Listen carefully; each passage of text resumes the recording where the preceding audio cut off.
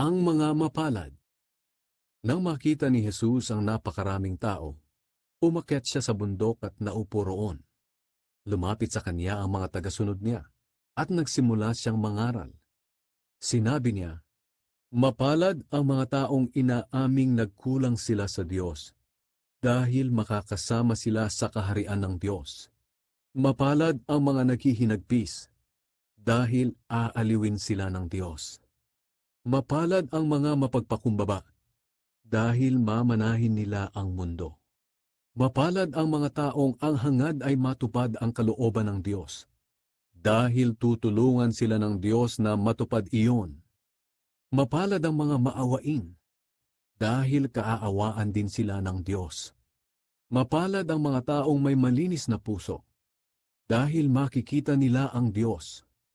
Mapalad ang mga taong nagtataguyod ng kapayapaan, dahil tatawagin silang mga anak ng Diyos.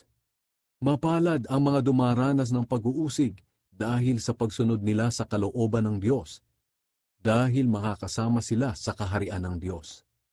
Mapalad kayo kung dahil sa pagsunod ninyo sa akin ay iniinsulto kayo, hinuusig at pinaparatangan ng masama.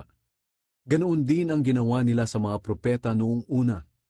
Kaya magalak kayo dahil malaki ang gantimpala ninyo sa langit.